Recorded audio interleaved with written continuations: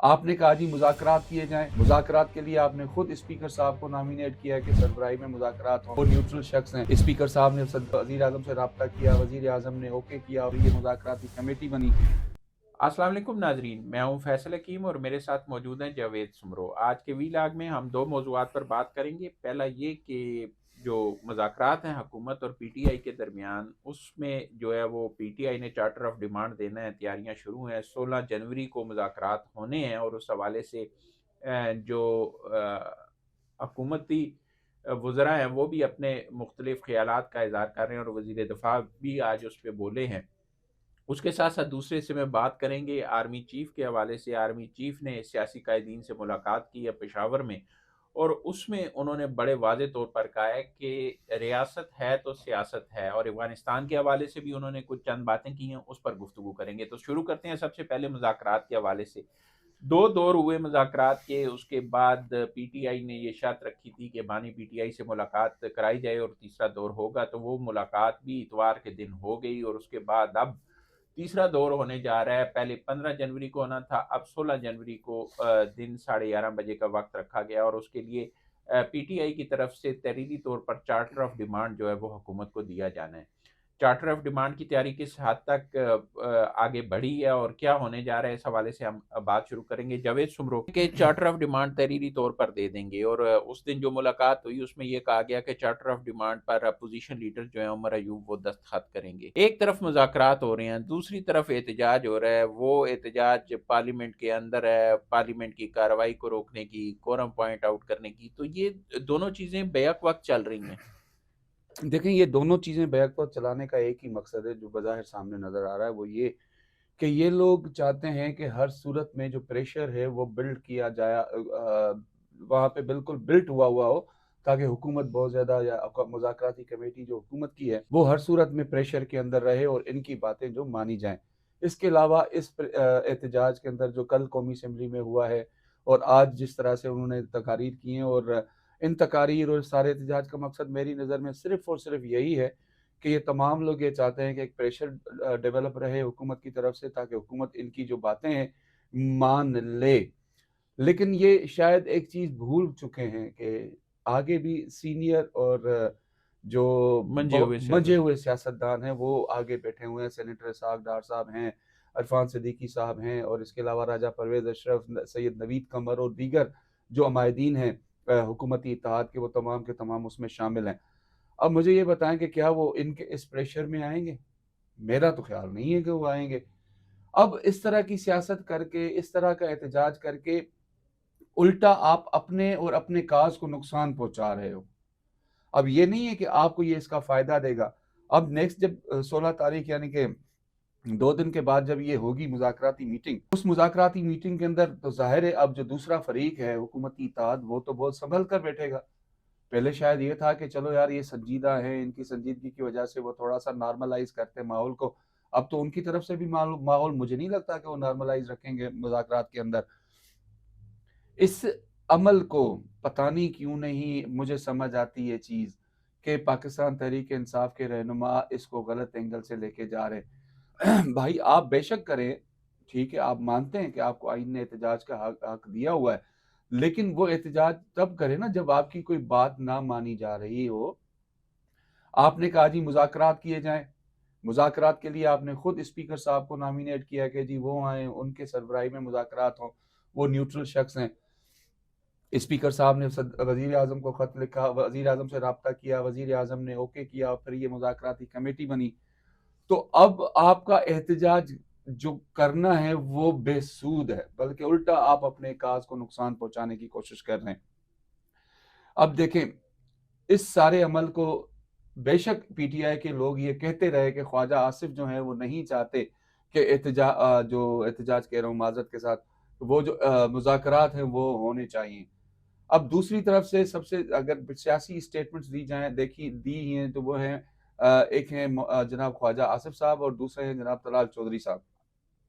ان کی طرف سے بہت زیادہ اس قسم کی اسٹیٹمنٹ سامنے آئیں۔ خواجہ آصف صاحب تو آج بھی کہہ رہے ہیں، وہ کہہ رہے ہیں کہ اگر آپ چاہتے ہیں کہ مذاکرات سے کچھ نکلیں تو یہ جو آپ شو کر رہے ہیں یہ ختم کرنا ہوگا، اور وہ کہتے ہیں کہ جو پی ٹی آئی ہے وہ خود نہیں چاہتی کہ کچھ آگے بڑھے، وہ احتجاج کا اسموک مقصد چاہتے یہی ہیں ہے نا، ایسا احتجاج کا مقصد یہی کہ آپ کیوس کریٹ کر کے رکھیں کہ یہ چیز آگے نہ جائے، اور اس کے علاوہ آپ کے اس احتجاج سے عدالتی امور کے اوپر بھی بہت زیادہ پریشر پڑتا ہے کہ یار یہ احتجاج ہے کس چیز کا، سمجھ نہیں آ رہی، عدالت کے اندر سارے معاملات چل رہے ہیں، عدالتوں کے اندر صورتحال چل رہی ہے، مذاکرات کے دور چل رہے ہیں، پھر اس قسم کا احتجاج کر کے آپ دوسرے سیاستدانوں کے جو خاندان ہیں ان کے اوپر تنقید کر کے آپ کیا ثابت کرنا چاہتے ہیں کہ آپ ہی بس دودھ کے دھلے ہوئے ہیں، باقی سب یہاں پہ خراب ہیں؟ بھائی ایسا نہیں ہوتا۔ جب بھی دو فریقین کے درمیان مذاکرات ہوتے ہیں تو جس فریق کے پاس جا کے مذاکرات ہوتے ہیں ان کی طرف سے کہا جاتا ہے کہ جی بیان بازی بند کی جائے۔ دیکھیں خواجہ آصف صاحب جو ہیں انہوں نے واضح طور پر یہ الفاظ صحیح طریقے سے کیوں کہے، کیونکہ انہوں نے اس احتجاج کو سامنے رکھتے ہوئے یہ بھانپ لیا ہے کہ یہ پی ٹی آئی جو ہے وہ نہیں چاہتی کہ مذاکرات ہوں۔ اگر پی ٹی آئی کا ایک گروپ جو مذاکرات چاہتا ہے وہ دوسرا گروپ اس کو سبوتاج کرنے کی کوشش کرتا ہے۔ اب یہ جو سبوتاج کرنے کی کوششیں ہیں پی ٹی آئی کے اندر سے، یہ ان کو اس لیول تک نقصان پہنچائے گی فیصل صاحب کہ جو ان کے ورکرز ہیں وہ بھی ان کے اوپر یقین کرنا چھوڑ اچھا، دیں گے۔ مذاکراتی کمیٹی پی ٹی آئی کی کہتی ہے آپ نے 31 تک کی ڈیڈ لائن دی ہوئی ہے، 31 تک کی ڈیڈ لائن دی ہوئی ہے، ادھر آپ احتجاج کر رہے ہیں، ادھر آپ جو چاہتے ہیں پہلے تو ڈیڈ مذاکرات لائن کرنا انہوں نے، مذاکرات کی اور ڈیڈ لائن دوسری کون دیتا ہے یار؟ مذاکرات کی ڈیڈ لائن کون دیتا ہے؟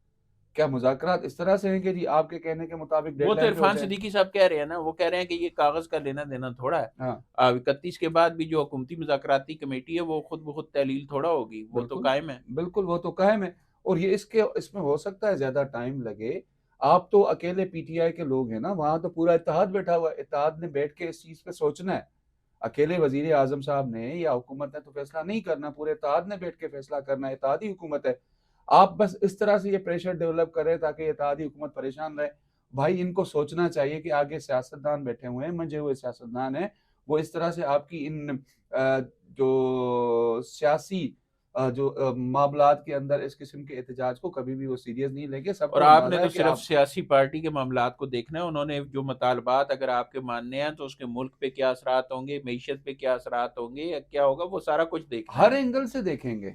ان مطالبات کو ہر رخ سے دیکھیں گے، ہر اینگل سے دیکھیں گے جی اس کا فائدہ کیا ہے، اس کا نقصان کیا ہے، کیا وہ کر سکتے ہیں، کیا وہ کر نہیں سکتے۔ تو ان ساری چیزوں کے بعد جا کے مذاکرات کامیاب ہوں گے یا نہیں ہوں گے، اس کا رزلٹ آئے آج گا۔ جو بینر اٹھائے ہوئے تھے اس میں بڑے واضح طور پر فلاں کو رہا کر دو، اسیران کو رہا، مجھے یہ بتائیں کہ حکومت کس طرح رہا کر سکتی ہے؟ دیکھیں حکومت تو کسی کو بھی رہا نہیں کر سکتی، مقدمات بنے ہیں قانون کے مطابق،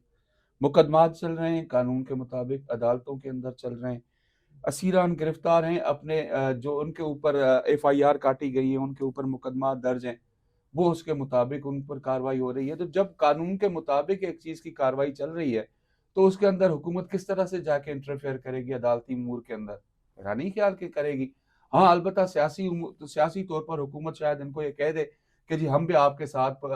مورلی آپ کے ساتھ ہیں، سیاسی طور پہ آپ کے ساتھ ہیں، لیکن آپ کو جا کے الٹیمیٹلی عدالت کی جنگ جو ہے، قانون کی جنگ جو ہے اپنے فائدے میں کرنے کے لیے عدالت کے اندر ہی اچھے وکلا کے ساتھ، اچھے دلائل کے ساتھ، اچھی جو عدالتی نظیریں ہیں ان کے ساتھ پیش ہو کر آپ نے اپنے اسیران کو رہا کرنا ہے۔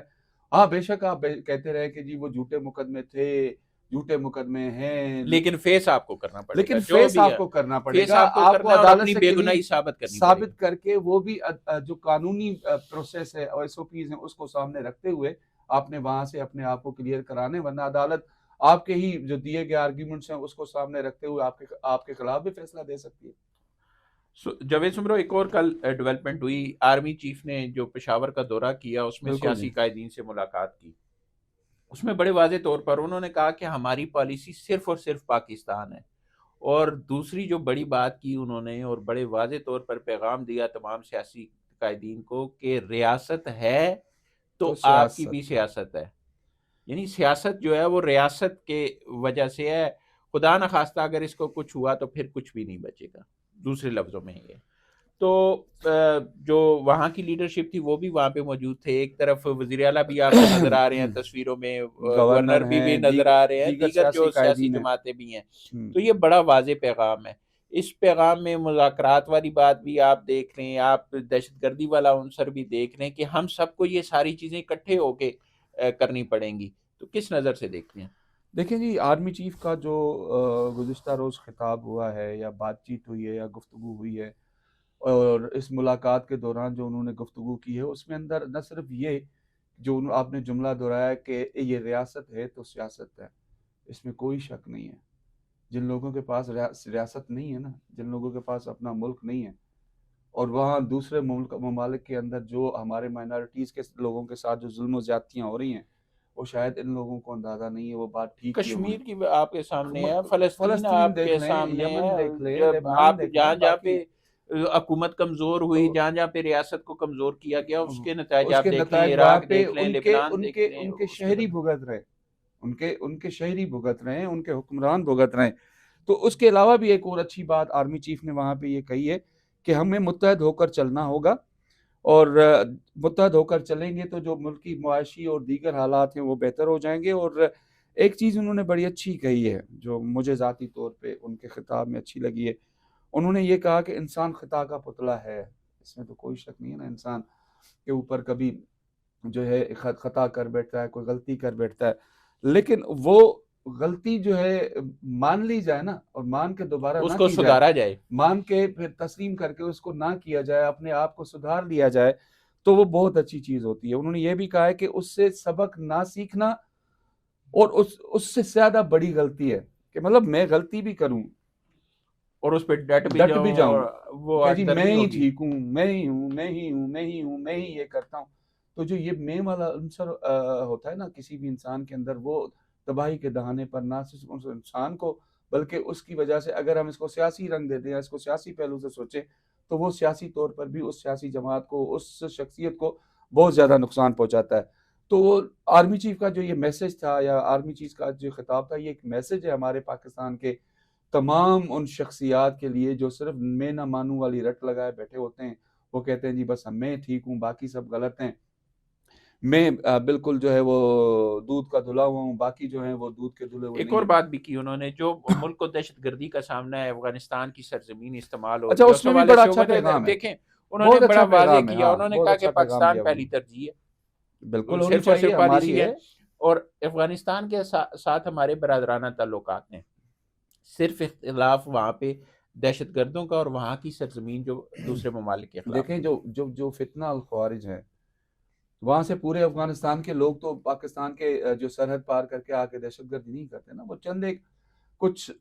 ہزاروں میں یا لاکھوں میں کہہ دیں، وہ جو فتنہ الخوارج کے لوگ بیٹھے ہیں، جن کے ذاتی مفادات ہیں،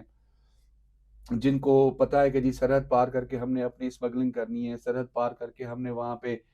جو ہے منشیات کا کاروبار کرنا ہے، ہتھیاروں کا کاروبار کرنا ہے، اسلحے کو دیکھنا ہے، تو یہ سب چیزیں یا ان کی طرف دشمن سے، کے مضمون مقاصد جو ہیں ان کو ان کے لیے استعمال ہونا ہے۔ یا پھر پاکستان کے وہ دشمن جو ازلی دشمن ہے پاکستان کو، کبھی بھی انہوں نے برداشت نہیں کیا، جی ہاں، ہمارا پڑوسی ملک ہے، اس نے کبھی ہمیں برداشت نہیں کیا ہمارے وجود کو، تو ان کے کہنے کے اوپر کچھ لوگ وہاں سے آ کر جو دہشت گردی کر جاتے ہیں کہ بھائی پاکستان کا نقصان ہے، بھائی پھر ہماری فورسز کیوں نہ ایکٹیو ہوں؟ وہ تو ظاہر ہے فورسز ہیں ہماری، وہ اپنے شہریوں کے تحفظ کے لیے، وہ صرف اس حوالے سے انہوں نے پیغام دیا ہے کہ نہیں، ہماری سیکورٹی فورسز زندہ ہیں اور اپنے شہریوں کے تحفظ کے لیے ہیں، اور باقی جو فتنہ الخوارج کے لوگ افغانستان میں بیٹھے ہیں، ان کے لیے تو باقاعدہ ڈپلومیٹیکلی بھی یہ بات افغان حکومت کو سمجھائی گئی ہے، بتائی گئی ہے کہ آپ یہ کام روکیں، اور جو ہمارے برادرانہ تعلق آج سے نہیں صدیوں سے ہیں، ہم دو مسلم ممالک ہیں، ہم مسلمان بھائی ہیں آپس میں، لیکن اس قسم کے جو لوگ ہمارے تعلقات کو خراب کرنا چاہتے ہیں، ان کے تعلقات ان کو دیکھ کر افغان حکومت ان کے خلاف اقدامات کرے، لیکن وہاں نہیں ہوتے۔ بڑے واضح طور پر پینٹاگان کی رپورٹ پڑی ہوئی ہے کہ امریکہ نے جب یہاں سے چھوڑا تو اس وقت 4,27,000 چھوٹے بڑے ہتھیار جو ہیں وہ افغانستان میں چھوڑے، اور تقریباً 2006 سے 2018 کے درمیان 18 ارب ڈالر سے زائد کے جو ہتھیار ہیں وہ افغانستان پہنچائے گئے تھے۔ اور اب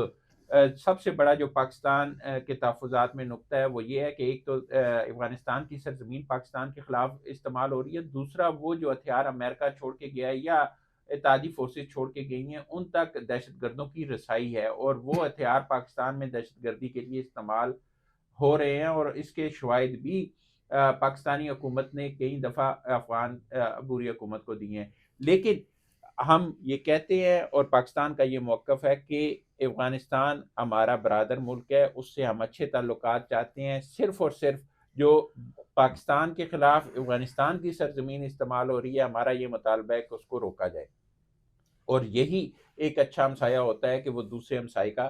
خیال رکھے۔ اس کے ساتھ جو مذاکرات کی بات ہو رہی تھی حکومت اور پی ٹی آئی کے درمیان، امید ہے وہ بھی آگے بڑھیں گے اور اس کے کوئی مثبت نتائج نکلیں گے، اور مذاکرات جو ہیں وہ ملک کے لیے بہتر ہوں گے، ملک کے مفاد کے لیے اور پاکستان کی ترقی کے لیے ہوں گے۔ اب تک کے لیے اتنا ہی، بہت جلد آپ کے پاس ایک نئی ویلا کے ساتھ حاضر ہوں گے، تب تک کے لیے اللہ حافظ۔